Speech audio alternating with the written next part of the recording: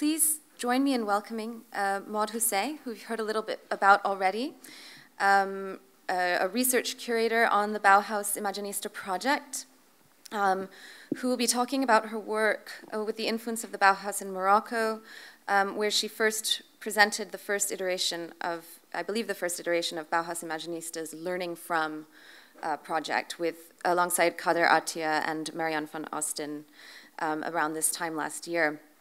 Maud held the position of project manager at l'Appartement 22 in Rabat from 2011 to 2016, where she initiated, among other programs of encounters, something called Sharing Knowledge, a series of encounters on archive and artistic practices. Please warmly welcome Maud.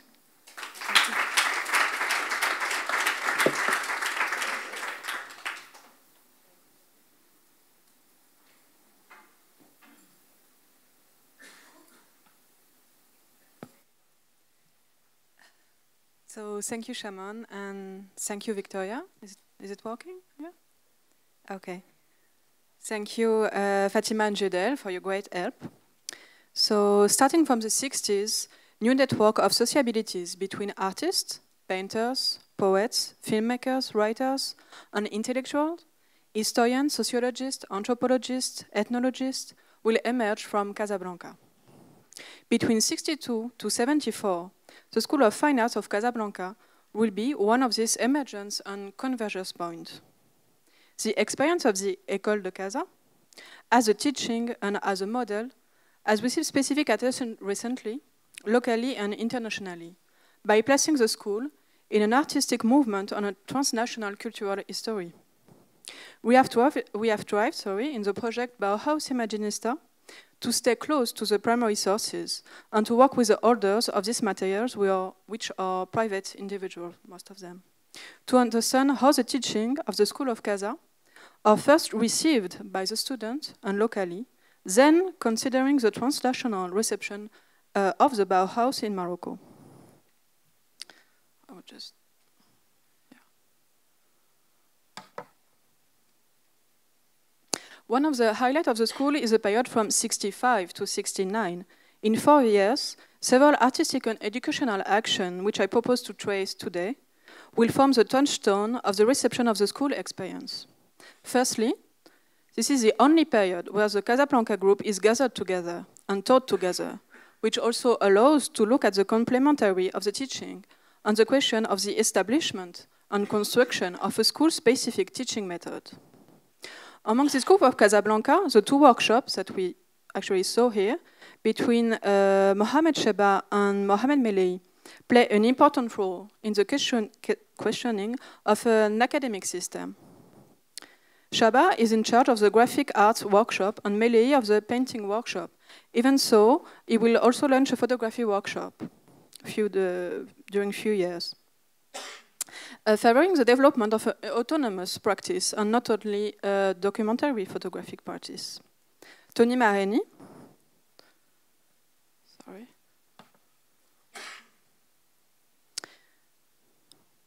Tony Mareni, an Italian art historian, held an art history course until 1969, reinforcing the theoretical part. Bert Flint, a Dutch anthropologist installed in Morocco since the early 50s, intervened at the school at the request of Mohamed Melei, that he knew actually from Tanger in the early 50s.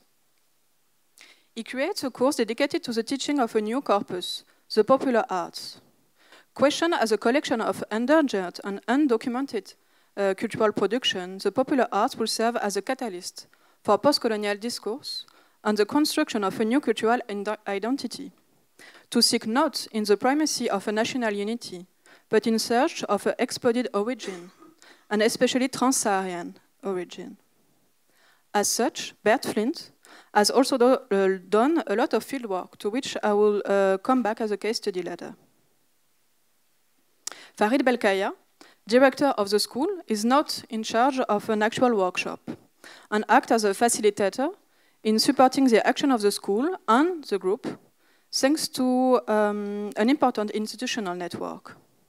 He actually set up his own artist studio inside the school, and he also where he definitely departed from easel painting to experiment with new materials, including the copper. It was also during this period of 65 to 69 that a generation of students was trained and are now acknowledged as artists and or graphic designer, as Abdallah Hariri, Hussein Miloudi, Malika Ageznay, or Ali Nouri, which is a graphic designer and former collaborator of Mohamed Chabah. This field research for the Bauhaus Imaginista project started actually on 2016, involves interview with the main protagonists, which are the artist professor at the school and the former student, a work field with the right holders, especially the Chabah family and Nadia Chabah, and also a work in the private archives, in the absence of actual institutional archives. So during this field research, two focal points emerge especially. The one focal point is, can we speak of one Casablanca school? Can we speak of one artistic movement?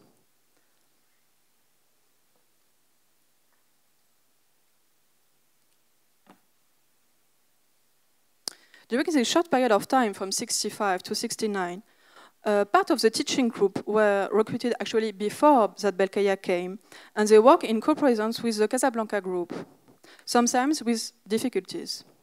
We can, for example, see here Mrs. Bertrand, who teach architecture, Mrs. Jacolet, who teach drawing, Jacques Azema and Mr. Duquer, who were teaching ceramic, and we remain at school until 69, actually. So how can we think of a common and a collective project, of a movement, even so different schools of thought and art coexisted? The question of the pedagogical orientation is also crucial and raised debates within the school. Must we train artists able to take in hand a patrimonial and cultural destiny? Or must we train artists to master a technique in adequacy with the professional world? The second point was, what are the methods of the reception and theorization of the artistic practices of the time at the Casablanca School? The introduction of a new artistic pedagogy is based on the creation of a method which requires dissemination tools, didactic and discursive materials. And during the interviews that I conducted with a former student for the Bauhaus Imaginista, it was sometimes difficult to actually truly understand how is this teaching method is embodied in terms of support, of concrete support. For example, Tony Marini, that we actually saw here teaching, and Bert Flynn classes were animated with slides featuring popular arts, which, however, had a varying impact on the student. In terms of significant gesture, Mohamed Melehi has replaced as an anti-academic gesture the old academic models of plaster and replaced them with the Azemor carpet, a traditional carpet, also presented in his first exhibition in Rabat in 1965. However, one of the most tangible supports remains the publication Maghreb Art, published by the School of Fine Art of Casablanca, that we actually published for the exhibition. This journal has 3 issues, as you can see here, and were published in 65, 66, and 69, and is primarily intended for students as a course material, but also act as a medium for disseminating the ideas of the school outside its walls. So the objects that we have presented in the exhibition Bauhaus Imaginista illustrate a new figure of the artist-artisan inaugurated by the Casablanca School and were implemented in the educational project of the school as a new form of visual and cultural education. This figure of the artist-artisan also inaugurates an awareness of the heritage of a corpus of rural arts, which were woven carpets, jewelry, basketry, daily objects, textile, among others, that must be documented, that must be archived, and that must be theorized. This implies seeking back and forth between the classroom and the context of the production of the popular arts, mostly in the south of Morocco, in the region of Marrakesh. This context also crystallizes a political question. It is about questioning the hegemonic centers of knowledge production and claims the valorization. marginalized and/or devaluated geography in a period of the rise of a central and authoritarian state power. So in the exhibition, we have presented 3 case studies. One case was the painting ceilings of mosque and their reception at the Casablanca school. One of these major back and forth that I was talking about between the production site, which are the rural area, and the theorization site, which is the school, is the discovery of the painting ceilings in the region of Taroudant, more particularly in a small city called Tagoundaft, which is in the High Atlas. And this chronology of the discovery and its reception is partially reconstructed in the journal Maghreb Art. And it was firstly discovered by Bert Flint in the early 60s. In the Maghreb Art Journal, as we can see here, the preservation and theorization of a new corpus, until then unknown, and on the way to disappearing from the end of the 19th century, in the perspective of the preservation of a know-how in perdition. However, this cultural translation operating between the displacement of objects from a rural context to a city context, which is the school, necessarily imply a transformation of the meaning and the symbolic value of this object that symbolize conflict within the school on how to teach and how to theorize popular arts. Maybe I would just, yeah. So I won't just pass, sorry. This discovery is published in the 3rd and the last issue of the publication Maghreb Art. Unlike the first 2 issues, the corpus of the painting mosque is not captioned, is not accompanied by any text, and is mainly composed of graphic boards, as you can see here, mounting between the painted wooden ceilings of Tagoundaft, the jewels, fibula, and the graphic works of the student. We can see an example here. It's thus presenting a tangible example of the reappropriation of the vernacular vocabulary and its reception in a modernist language. So the students of Melehi and Shaba worked on the schematization and stylization, and they put in place an exercise on the balance of the masses, the control of the white and the negative space, the form and the counterform. Students are not credited for their work in the journal. There is no notice and there is no caption in the journal neither. The other case study that we talk about in Bauhaus Imaginista is the Jamal El-Fna Square exhibition in '69. It's one of the most characteristic examples of the action of the Casablanca School as a movement and also as a group. The artist professors exhibit and show new production made during their teaching period. The work is then used as a pedagogical model inside and outside the school, which is here in a public space. Atala, Belkaya, Shaba, Hafid, Hamidi, and Melehi collectively exhibited their work in reaction to the Spring Salon, which is an official event that they opposed to due to its elitist character, selection criteria, and dominant tendencies that reinforce, in particular, the neo-Orientalist tendency. It is then necessary, and then I quote the manifesto, to join the man of the street where he is. This is the quote from the manifesto of this exhibition. And it inaugurates a new incarnation of the rural in the public space of the city. The voice of the excluded, of the neglected, of the marginalized must be taken into account in discourses on art. And they form new typologies of an audience, of a post-independence audience. So the demonstration of art in public space becomes a modality of the education of the gaze, advocated by the school. The exhibition focuses on the impact of the work that is kept at a distance from the viewer.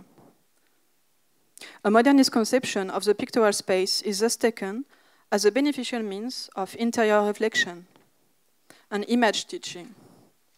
This method of distanciation will be criticized a posteriori by Mohamed Melehi and other members of the group in the journal called Integral. And the group of students is also asked to assist to this exhibition, to install the work and help the teacher, but their work were not presented in this exhibition. The last case study, sorry, it's called integration, les intégrations. And the principle of integration is a concept carried by the Casablanca School from the beginning of its constitution in the early 60s, 65. It is about experimenting with new processes to integrate art into social life and to affirm the role of art as an agent of social transformation. Thus, from 1966, in the magazine Souffle, for example, in particular, collaboration between the visual arts and the art of literature are imagined. Here you can see one of the most maybe graphic design of Mohamed Melli in Souffle in '69. In addition, links between the world of art and the world of industry, architecture, advertising is also very present. Here we can cite this case of the Studio 400, the Studio 400 that were created by Mohamed Cheba at the time where he was also a teacher. And is this architecture interior design studio, he also involved students from the school, like Nouri and Hariri, who will become then his assistant. So the collaboration that we mostly talk about in the exhibition, this is another example. The collaboration that we talk about in the exhibition between Faraoui and de Mazière architect cabinets and artists is a consequence of a meeting between the couple de Mazière, Pauline de Mazière, who will be very soon created one of the first independent art gallery in Morocco called L'Atelier in '71, and Patrice de Mazière, who opens his own architect cabinet with his collaborator Abdeslam Faraoui in '65. And they met Mohamed Melli and Mohamed Chaba at Casablanca. From this meeting was born the desire of collaboration between the artists of the group of Casablanca and the architects. And the artists will then realize a set of doors, wooden and ceramic wall panels, mural frescoes, luminaries and textiles, among others. This collaboration also sometimes extends to local artisans, particularly in the southern of Morocco. One last example that we will actually see in the video is from Abdallah Hariri, who is a former student of the Casablanca School, and we are working with Sheba at that time. And he created for one hotel wooden frames painted mirrors with patterns reminiscent of those paintings selling mosques that he had discovered when he was an actual student. So this integrated works that we will see in the video works thereby and extend and question the reception of the École de Casa method after the group of Casablanca was actually leaving the school. So I suggest we see the video. Thank you.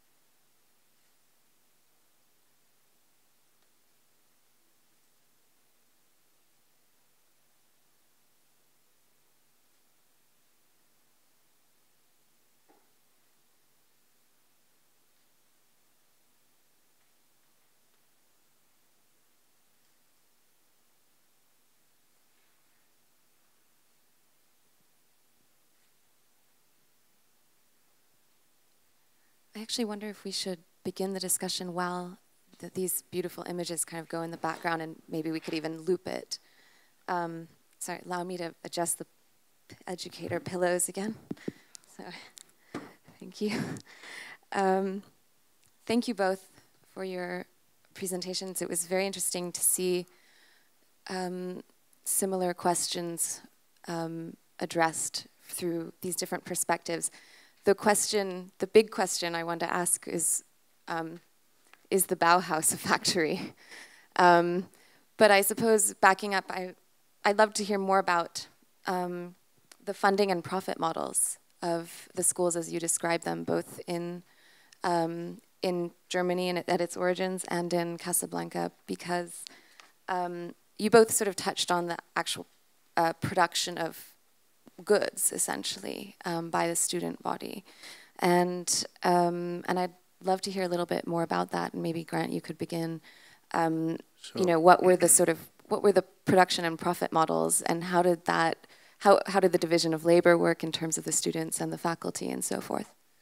Well, I suppose the thing to say at the beginning is that the Bauhaus was struggling financially, and it was never properly funded by the state, and there was always the need to augment income by producing products which could be sold. And this was one of the first points of contention, actually. So this is partly why Itten had a big argument with Gropius and left quite quickly. He didn't believe that this was right, that the art school should be a space where people were producing merchandise, as he saw it. But it's quite interesting. I mean, the example that I looked at quite closely when I was doing research on the project was the weaving workshop, which ended up being the most successful, commercially the most successful workshop at the school.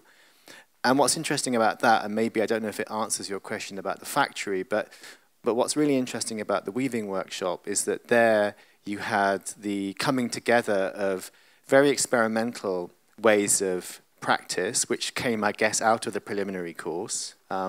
So weavers were working on hand looms, and they were developing ideas with new kinds of yarn, with new kinds of woven structures. And then these were converted onto larger, more industrial-style looms, which could produce lengths of fabric. So actually, I think there was quite an interesting synthesis of sort of experimentation and commerce in the weaving workshop, at least. However, having said that, the weavers themselves, at a certain point, became quite pissed off with being made to produce these products. And there's a letter from one of the weavers, I can't remember which one, maybe it was Otti Berger, who was saying that, you know, how can we possibly study and learn if we're required day in, day out to, you know, service the requires of industry. So I think that there was a great tension, actually, that, you know, sometimes it was successful synthesis, sometimes it was tension between this sort of, the idea of learning, the laboratory, and commerce. The weavers were primarily also women, The weavers were primarily women. I mean, actually, one of the things was that the school, ostensibly, there was equality between men and women, but what happened was that as soon as the women finished the preliminary course, they were pretty much directed to the weaving workshop, and which was actually called the women's class at the very beginning. It was called the women's class, and then it became the weaving workshop. And they actually made a really fabulous thing out of that. They made something which was perhaps the most ambitious development of textiles in the early 20th century. And beyond that, they also wrote about textiles, which was something quite unique. There hadn't been really much of a discourse on textiles before the articles that were produced by Annie Elbers and others in the journal and elsewhere, including articles which look at the kind of gendered aspect of textiles. And Ty Smith is someone that writes really interestingly about this subject. Yeah, so actually inside the Casablanca school there was not so much good production per se. It was not like as we saw in this integration film and the work that I've talked about, this integrated work and how to create a link between the school and also the social life in a way. So it was not really open, let's say, to any social life. It was more functioning as a closed laboratory. But there is some actually collective work produced by the students in the frame of their workshops. For example, they work together for at least 2 or 3 annual exhibitions where they were asked to not only exhibit what they produced during the workshop, but actually produce in situ work for the gallery and for the exhibition. And another example of collective work was also interior design that they built for an art fair at Casablanca. But in terms of good production, it was more really like, how can I say, almost academic teaching, as they were teaching drawing and painting, and it was more the energy of Farid Belkaya and Mohamed Meli and Mohamed Jabba to change things that actually worked, but it was not directly addressed as a design school. And what about state support for the Casablanca school? What about the state support? Yeah, the support was coming from the city. It was very small, and also the student came from a very most of them were coming from popular background, and some of them, in articles that I read, was not even able to pay the school fee. So yeah, there were very small support from the city. Yeah. Maud, you mentioned in Casablanca that the school was emerging during a rise of authoritarian power in the region, and of course the Bauhaus was also active between the 2 wars in Germany. Can you say more about the relation? And also in both talks there was a discussion of sort of a formation of certain national identities, or however directly. So yeah, how do you relate the emergence of these schools in these particular kind of political environments in their respective places of origin? Well, the Bauhaus, of course, was opened after the First World War, and Gropius had fought in the war, and this was a very devastating experience for him, and it was, I guess, a kind of impetus to make some kind of radical break and change in society. And I suppose what was interesting was that would be done through a pedagogic model, through art and craft. And he was drawing on, as I said, I think in my talk, he was drawing on, you know, some utopian ideas about the sort of value of material culture as a way to transform society, which were coming largely from arts and crafts movement, but also from other sources. And then going into the period of the school was continuously menaced by by the right wing. It had to move. It had 3 different. It was located in 3 different places. First in Weimar, that became a very uncomfortable place for the school as the right wing became stronger in that city. It was invited to move to Dessau, and there Gropius built this building, which I think people may be familiar with, this incredible Dessau school building, as a kind of permanent home from the school. But quite quickly, again, the right came to power, and there's in our exhibition, in fact, we have a collage by Ayao Yamazaki, who was a Japanese graduate of the school, which is called the closing of the Bauhaus, or the attack on the Bauhaus. And it shows stormtroopers walking across the Dessau building. And that actually was published in a magazine in Tokyo in 1932. So there was a kind of general interest in the school and its fate. And then, of course, in 1933, after they tried to have the school operate from Berlin, it was closed down. And then the other impact, I think, of right-wing politics, of course, was the fact that the Jewish staff and students many of them had to flee Germany. Some of them didn't survive. Otti Berger is one example.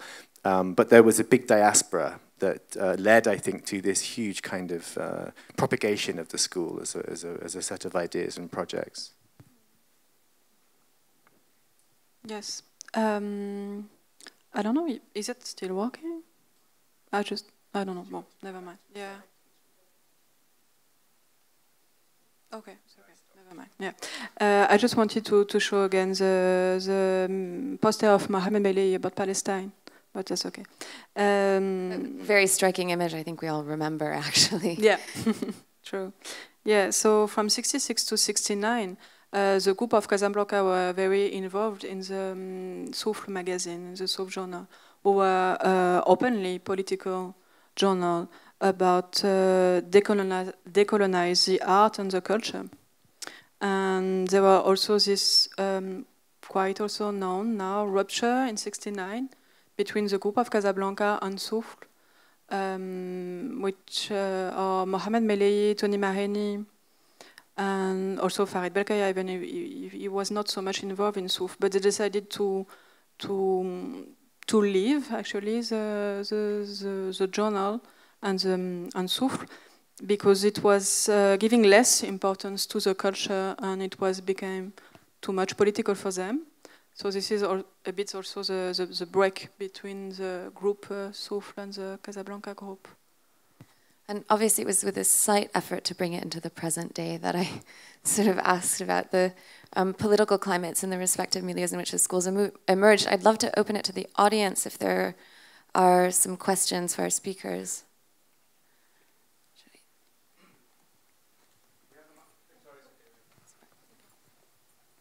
Thank you. Hello. Yes. Thank you for that presentation. It's I'm obsessed with Bauhaus. I was actually in a tour about the Bauhaus last summer, and I think I met you, Grant. Yes. Nice to see you again. My question was about the what can we learn in terms of talking about education about these methods of learning that were so versatile and different within that context. In the current context, both in education but especially in industry, because I'm now a student of life. I've graduated and work with artists quite often, so I'm very much allured by this idea of workshops and experimentation within the industry itself. How can one incorporate that in a situation where not just geopolitically but also economically we seem to be facing one deadline after the other? So how do you kind of see that working in this context, and is it problematic, and how can it be a place for, or a haven for release and production within the industry, if that makes sense? Thank you. I mean, I don't know so much about the industry part of it, but I teach in an art college, so the Royal College actually, which has many great aspects, but I am aware of the sort of way that art education can easily become re-academicized, and I think that's something which was really an impulse of the Bauhaus and other schools at that time. Really, sort of the pedagogy reform movement was a kind of turn against the academicism of previous ways of teaching art and design. And I think one of the things which is really sort of resilient about the Bauhaus pedagogy, and probably the most famous thing, is the preliminary course.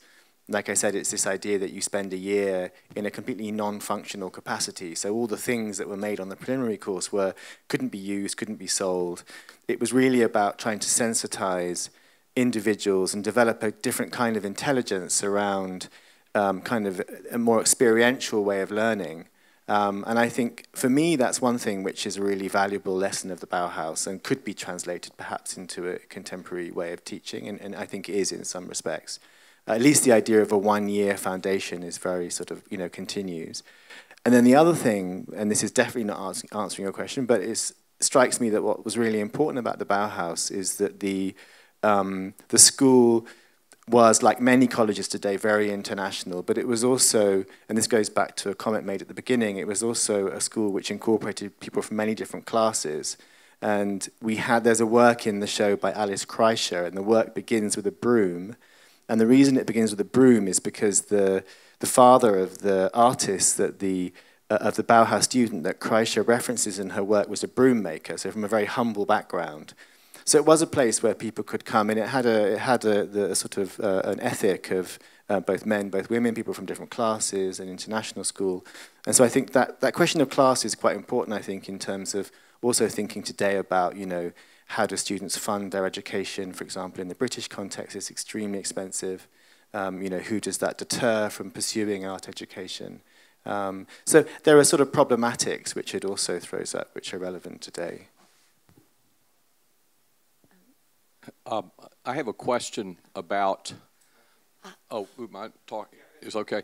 I was a student at the JSD in Harvard in the 80s, and I know there's a big exhibit there now. So I'm not there, but what I noticed when I was there was the shift from a more crafts movement, and don't remember that at all even prior to that.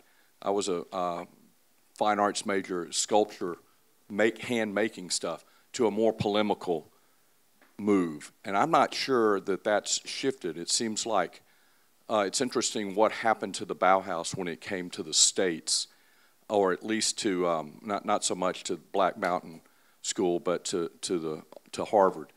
And I was wondering if you could touch on that, and if that's, it moved to more of an aesthetics of industrialization, and now that industrialism is shifted to kind of a computer technology and all that entails, it's an interesting question how it shifted the direction of education, and how that impacts us as later on as architects, practicing architects or artists or artisans.